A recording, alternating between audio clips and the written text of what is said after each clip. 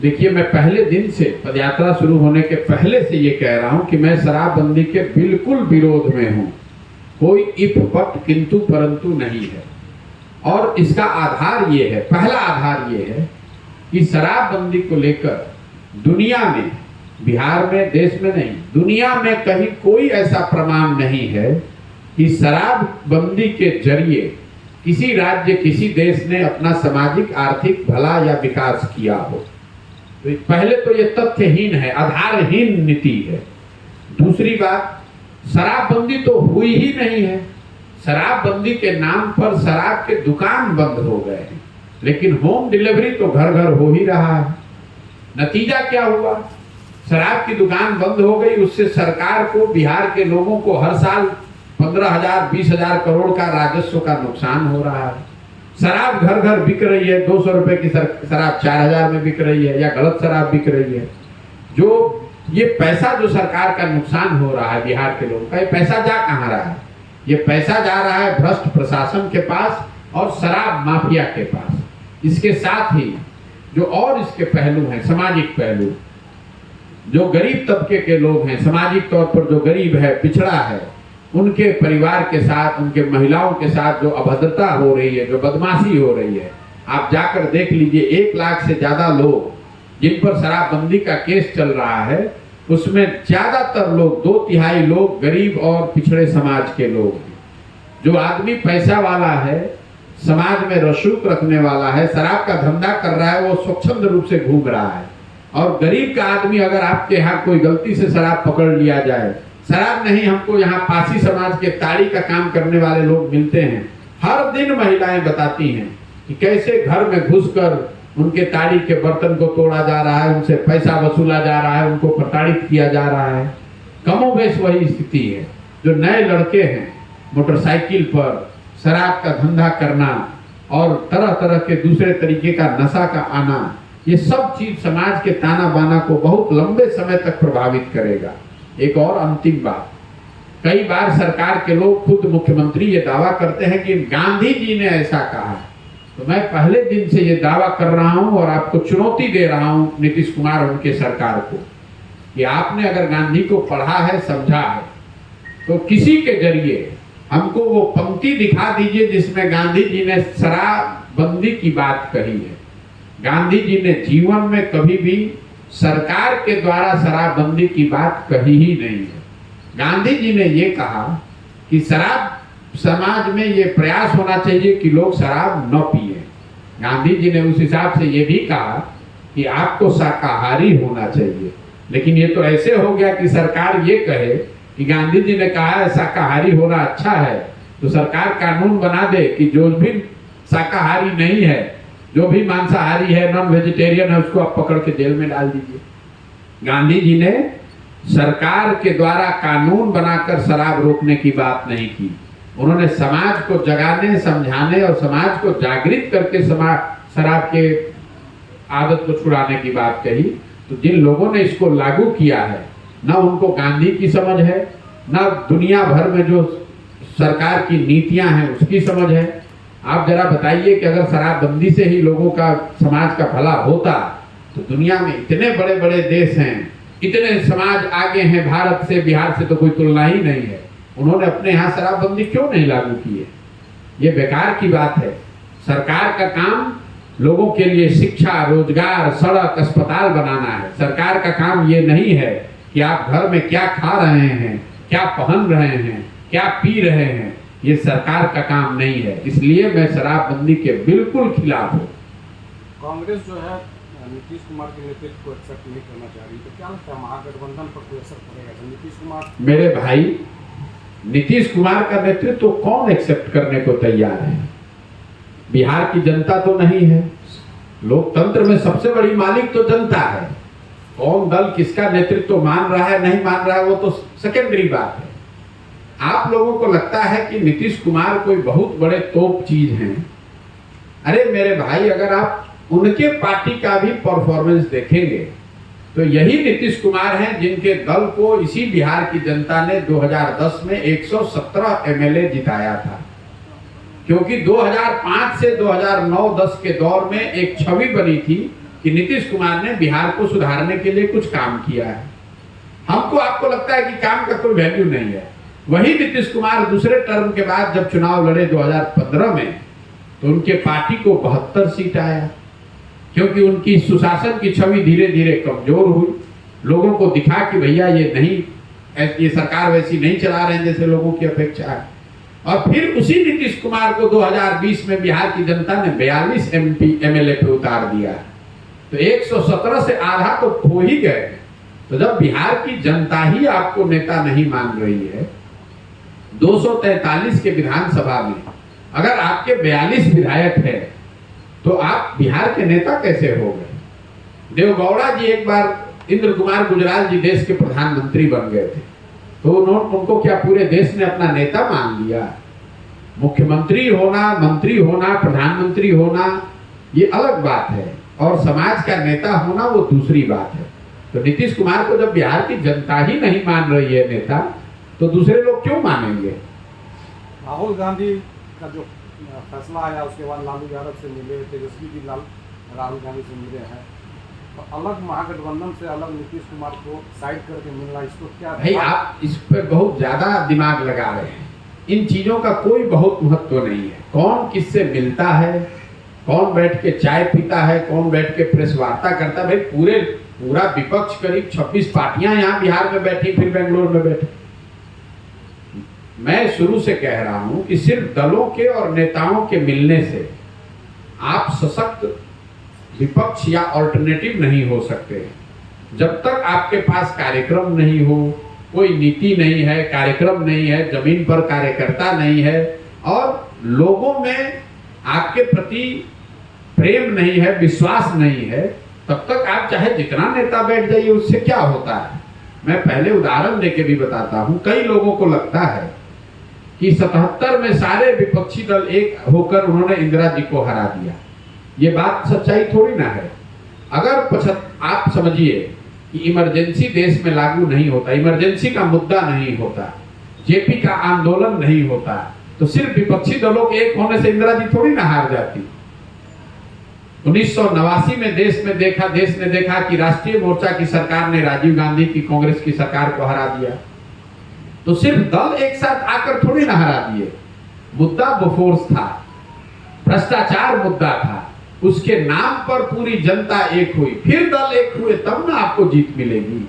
जब तक आपके पास कोई मुद्दा नहीं है, जब तक आपके पास कोई कार्यक्रम नहीं है, जमीन पर कार्यकर्ता नहीं है, तो जितने भी पार्टी के नेता, और ये सिर्फ इन्हीं के लिए नहीं है, एनडीए के लिए भी है, नेता जितना मिल ले, जितना चाय पी ले, खाना खा ले, प्रेस कॉन्फ्रेंस कर ले, उससे जमीन पर क्या फर्क पड़ता है?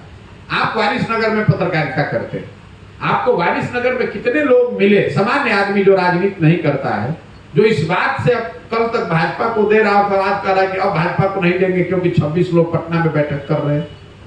जनता को इन बातों से कोई लेना देना नहीं है। 10 साल का मेरा अनुभव है इसी काम का। जनता को असर इससे है कि भाई उसके यहाँ सड़क बनी कि नहीं, उसको रोजगार मिला कि नहीं, महंगाई हुआ कि नहीं, भ्रष्टाचार पर आपका क्या रुख है, उस पर होता है। कौन किसके साथ चाय पी रहा है? नेता है तो जैसे आप हम अपने दोस्त मित्र के साथ जाकर चाय पीते हैं, खाना खाते हैं, ये लोग नेता है तो एक दूसरे के साथ ही बैठेगा, खाएगा। एक सवाल है सर, बिहार में अभी बिहार सरकार के द्वारा जातीय जनगणना कराई, बहुत बड़ा मुद्दा, इससे बिहार में क्या असर पड़ेगा? कोई असर नहीं पड़ेगा। इस मुद्दे पर भी मैं हर प्रखंड में लोग सवाल पूछते हैं, मैं बताता हूँ।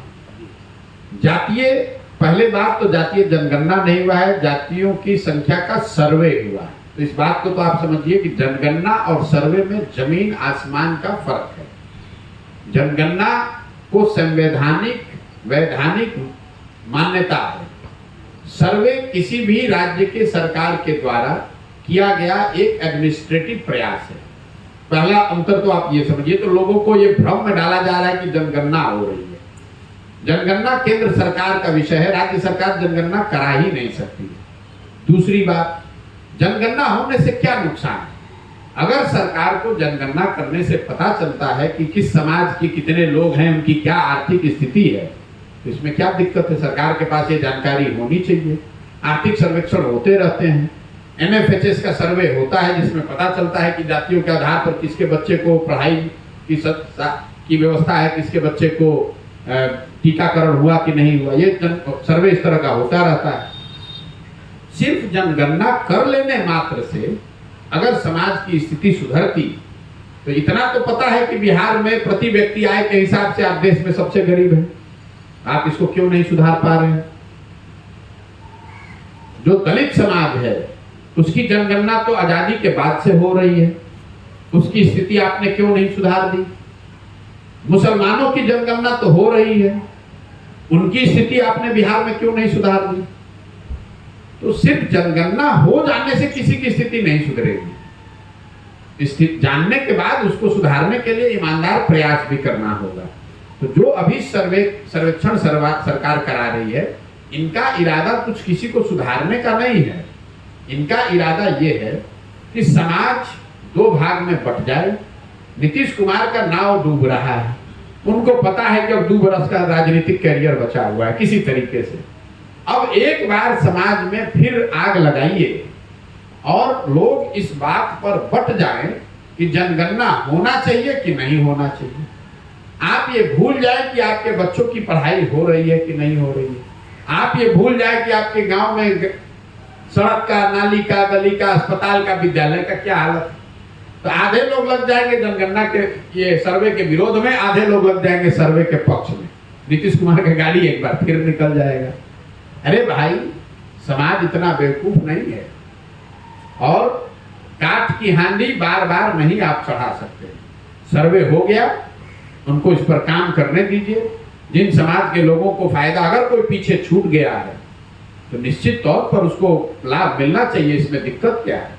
एक बार सन 1984 में दिल्ली में स्टीफन ने कहा था, जातीयता और क्षेत्रीयता इस देश की अखंडता और एकता को खतरे में ले रहा है। ऐसी बात नहीं है। देखिए, हर आदमी का अपना ये वैचारिक किसी व्यक्ति की सोच हो सकती है।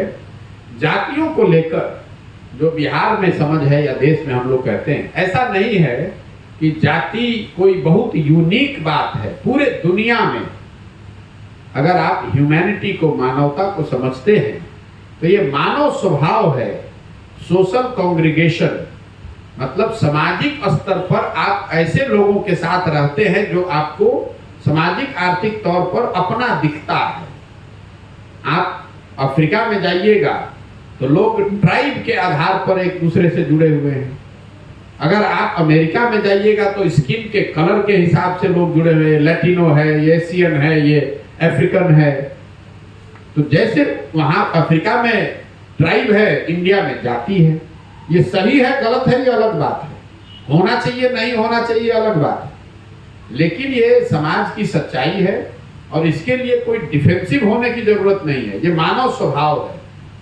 आप अपने समकक्ष या अपने जैसे दिखने रहने वाले लोगों के साथ सामाजिक स्तर पर ज्यादा कंफर्टेबल फील करते हैं और इसी को अंग्रेजी में सोशल कॉन्ग्रीगेशन जो मैं कह रहा हूं, कहीं ट्राइब के आधार पर होता है। मान लीजिए कि आप अमेरिका में रहते हैं और आप दक्षिण अमेरिका से आए हैं, जिसको लैटिनो कहते हैं, तो स्वाभाविक तौर पर आपके मित्र ज्यादा लैटिनो होंगे। अगर आप अफ्रीका से आए हैं तो ज्यादातर लोग अफ्रीकन एक साथ मिलकर बात करेंगे। आप अफ्रीका मैंने 5 बरस काम किया है, हर गांव वहां ट्राइब में बटा हुआ है। उसी तरह यहाँ जाति, इसमें घबराने क्या बात है। ये सदियों से चली आ रही परंपरा है, टूटनी चाहिए, सही बात है। लेकिन ऐसा नहीं है कि जब तक जाति नहीं सुधरेगी तब तक कोई विकास नहीं हो सकता है। जातियों के रहते हुए केरल में विकास नहीं हुआ है, तमिलनाडु में के, कर्नाटक में, गुजरात में, महाराष्ट्र में विकास नहीं हो रहा है। जाति हर जगह है। ये आपका हमारा भ्रम है कि जब तक जाति नहीं टूटेगी तब तक विकास नहीं होगा। विकास होगा, उससे जाति टूटेगी। जाति के टूटने के बाद विकास होगा, ये ठीक सोच नहीं। महागठबंधन के 1 साल हो गया है। तेजस्वी ने कहा था कि पहले कैबिनेट में सिग्नेचर से 10 लाख लोगों को रोजगार देंगे। क्या लग रहा है कि वो? तो मेरा आपसे अनुरोध है कि अगली बार तेजस्वी यादव से जब आप मिले तो आप उससे ये सवाल कीजिए। जहाँ तक मेरा सवाल है, मैं तेजस्वी यादव की बात को कोई बहुत गंभीरता से नहीं लेता। जिस आदमी की अपनी कोई योग्यता नहीं है, अपनी पहचान नहीं है, वो तो कुछ भी कह सकता है। जिसके माँ बाप के राज्य में, जिनके पार्टी के राज्य में पूरा बिहार रसातल में चला गया, वो आदमी आकर दावा कर रहा है कि हम आएंगे तो 10 लाख नौकरी दे देंगे, तो ये तो हंसने वाली बात है। आपको हमको ये पूछना चाहिए कि भाई आपके बाबूजी की, आपकी दल की सरकार की 15 साल, उसमें कितने लोगों को आपने नौकरी दिया, और अगर उस समय नहीं दिया तो अभी कौन सा आपको नया ज्ञान हो गया है जो अभी आप दे देंगे। ज्यादा गंभीर विषय ये है कि नीतीश कुमार ने 15 अगस्त को पिछले साल ये कहा कि 1 साल में मैं 10 लाख नौकरी दे दूंगा। तो अब नीतीश कुमार का 15 अगस्त का वो समय पूरा हो रहा है। नीतीश कुमार को ये जवाब देने की जरूरत है कि 10 लाख नौकरी कहाँ है। ये आदमी भी सत्ता में रहने के लिए कुछ भी बोलने को तैयार है। गांधी मैदान से इन्होंने कहा 10 लाख नौकरी दे देंगे। कोई ये पूछने वाला नहीं है कि भाई 17 साल से आप मुख्यमंत्री हैं, किस बात का, किस शगुन का इंतजार कर रहे थे घोषणा करने के लिए? किस शगुन का इंतजार कर रहे थे कि 10 लाख लोगों को नौकरी दे देंगे? मैंने जिस दिन घोषणा इन्होंने की है उसी दिन कहा प्रेस कॉन्फ्रेंस में कि अगर नीतीश कुमार 10 लाख सरकारी बच्चों को नौकरी यहाँ सरकारी दे दें तो उनके समर्थन में ये पूरा अभियान वापस ले लेंगे। उतना ही नहीं, उनका झंडा लेकर जीवन भर घूमेंगे, देकर दिखा दे 10 लाख नौकरी। नीतीश कुमार जैसे 100 मुख्यमंत्री आ जाएंगे तो 10 लाख नौकरी वो नहीं दे सकते। अभी सरकार ने क्या दावा किया नौकरी के आधार पर कि 2 लाख लोगों की हम लोगों ने रिक्ति निकाली, नौकरी मिली नहीं है। आप जरा बताइए ना भाई कितने लोगों को नौकरी मिल गई? पहले एग्जाम होने दीजिए, पहले पेपर लीक न हो, एग्जाम हो जाए, कोर्ट में केस न हो, बहाल हो जाइए, तब न गिनिएगा। अभी से प्रचार कर रहा है कि 2 लाख रिक्ति निकाले और कह रहा था कि पहले कैबिनेट में साइन करेंगे और 10 लाख नौकरी मिल जाएगी। वो वक्तव्य अपने आप में दिखाता है कि वो आदमी कितना अज्ञानी है। कैबिनेट में साइन होने से अगर नौकरी मिलने का कोई प्रावधान तो संविधान में हमने नहीं देखा है। कैबिनेट पदों का सृजन की बात कह सकती है, उसके लिए नियमावली है, सरकार की अपनी प्रक्रिया है। कोई नेता कैबिनेट में साइन करके नौकरी कैसे दे सकता है? तो बिहार की जनता को तो उसी समय सवाल पूछना चाहिए था कि साहब ये संविधान का कौन सा नया अध्याय आपने पढ़ लिया? शायद हम लोगों ने इतनी पढ़ाई नहीं की है, भाई साहब तो ज्यादा पढ़े लिखे हैं। तो संविधान का कौन सा चैप्टर अध्याय पढ़ लिया जिसमें लिखा हुआ है कि कैबिनेट 10 लाख लोगों को नौकरी दे सकती है? अब जाकर आपको पूछना चाहिए कि कैबिनेट हो नहीं रही है कि आपका कलम टूट गया है, कि स्याही सूख गई है। लेकिन गलती तेजस्वी यादव की नहीं है, गलती हमारी आपकी है कि कोई आकर ये कहता है और आप उसके बात में पड़ जाते हैं और विश्वास कर लेते हैं कि वो आदमी दे देगा। कैसे दे देगा? नीतीश कुमार जी जो अभी भविष्यवाणी कर रहे हैं, हमारी उम्र 73 साल हो गई और 100 वर्ष में यह दुनिया समाप्त हो जाएगी। अब ये दिखाता है कि नीतीश कुमार कितना डेल्यूजनल हो गए हैं। देखिए बिहार की दुर्दशा क्यों है। दुनिया बात कर रही है आर्टिफिशियल इंटेलिजेंस की, दुनिया बात कर रही है कि कैसे आर्टिफिशियल इंटेलिजेंस का लाभ उठाकर लाखों लोगों को नौकरी मिल सकती है, हजारों बिलियन डॉलर्स का नया इकोनॉमी खड़ा हो सकता है। और हम लोग का राज्य का मुख्यमंत्री कह रहा है कि मोबाइल का उपयोग करने से अब दुनिया खत्म होने वाली है। तो ये दिखाता है कि बिहार की ये दुर्दशा क्यों है। ये लोग अभी 1960 और 70 में जी रहे हैं। कुर्ता पजामा धोती कुर्ता पहनकर निकल गए, उनको पता ही नहीं है। मैं एक उदाहरण देके हंसता हूं कि सेमीकंडक्टर का एक फैक्ट्री बिहार देश में लग रहा है, लगाने का प्रयास हो रहा है। पहले महाराष्ट्र में लगने वाला था, फिर गुजरात में लगने की बात हुई। महाराष्ट्र में बड़ा हंगामा हुआ कि भाई केंद्र सरकार के दबाव में ये सेमीकंडक्टर का फैक्ट्री महाराष्ट्र से हटाकर गुजरात में किया जा रहा है। एक सेमीकंडक्टर के फैक्ट्री बनाने का जो खर्चा है वो है $20 बिलियन, मतलब 1,40,000 करोड़। तो लोगों से मैं के जरिए मैं लोगों से ने पूछा भैया बिहार में ये क्यों नहीं हम लोग ऐसा सोचते? तो मैंने कहा पत्रकारों को कि आप बिहार के पूरे कैबिनेट को बुला लीजिए, नीतीश कुमार को इंक्लूड कर लीजिए उसमें, जो अपने इंजीनियर हैं। अगर वो ये बता दे कि सेमीकंडक्टर होता क्या है तो हम उनका जूता अपने सर पर लेकर चलने को तैयार हैं। जब आपको पता ही नहीं है कि सेमीकंडक्टर होता क्या है, तो आप उसके फैक्ट्री की बात कभी सोचिएगा भी कैसे। हम ये नहीं कह रहे हैं कि बिहार में ये लग सकता है, बहुत बड़ी चीज है। जब भारत में नहीं है, भारत सरकार इतना प्रयास कर रही है कि सेमीकंडक्टर की फैक्ट्री लगे, वो अभी उनको सफलता नहीं मिली है, तो ऐसा नहीं कि कल बिहार में लग जाएगा।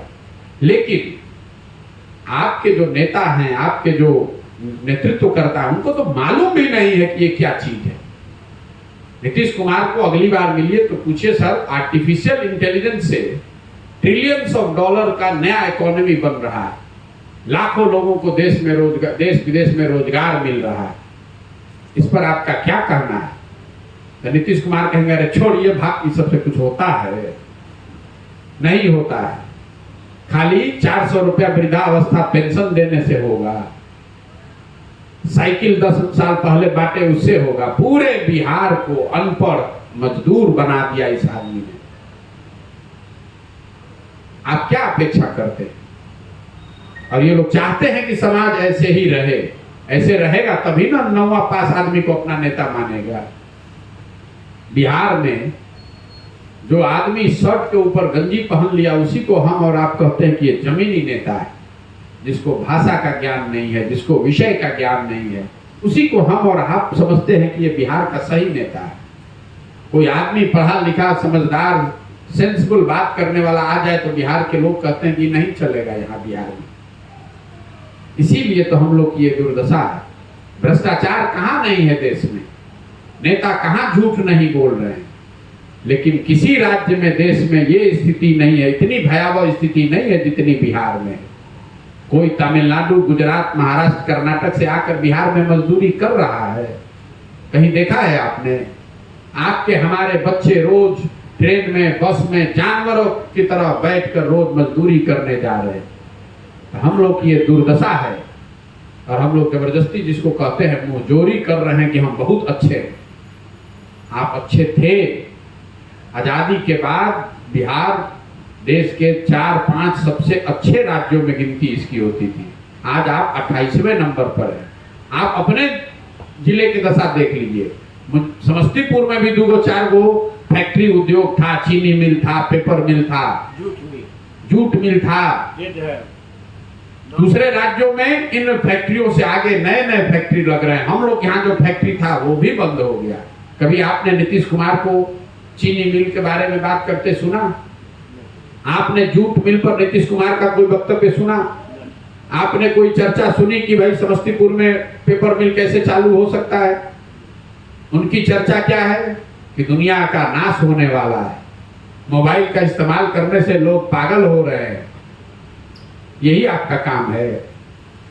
आप साइकोलॉजिस्ट हैं, आप मनोवैज्ञानिक हैं।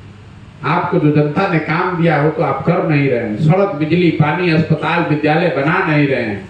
और दुनिया कब रहेगी और कब खत्म हो जाएगी ये भविष्यवाणी कर रहे हैं। तो ये दिखा रहा है डिल्यूजनल हो गए हैं, उम्र का असर हो गया है। नीतीश कुमार को अगर आप ध्यान से देखिएगा तो अब उन पर उम्र का असर हो गया है। बोलना कुछ चाहते हैं, बोल कुछ और जाते हैं। बोलना कुछ शुरू करते हैं और उसी बात को घुमाते रहते हैं जिलेबी की तरह। उनको पता ही नहीं चलता है कि कह क्या रहे, फिर घुमा फिरा के उसी बात पर आ जाएंगे। आप किसी भी उनके पिछले 1 साल के स्पीच को उठाकर देख लीजिए। ये एज का असर है, उम्र का असर है। डिल्यूजनल हो गए, समझ में नहीं आ रहा है, सामाजिक राजनीतिक तौर पर घिर गए हैं, कोई है नहीं साथ में, नीचे से मिट्टी खिसक गई है। इसीलिए इस तरह के अनाप शनाप बात। किस मुख्यमंत्री को आपने, नेता को सुना है जो कह रहा है दुनिया के खत्म होने की भविष्यवाणी कर रहा है? मंच से अपने अफसरों पर अपशब्द बोलते हैं। कल परसों किसी अपने सलाहकार को मंच से बेइज्जत कर रहे थे, उससे पहले चीफ सेक्रेटरी को कुछ बोल रहे थे, कुछ भी बोल देते हैं। तो नीतीश कुमार के बोलने का, अब पहले जब ये बोलते थे तो एक संजीदगी होती थी। आज नीतीश कुमार जो बोल रहे हैं इसको संजीदगी से आपको लेने की जरूरत नहीं है। बहुत बहुत धन्यवाद सर। अभी एक समस्या आ रही है, चलिए हो गया, हम लोग बैठे, आप छोड़िए।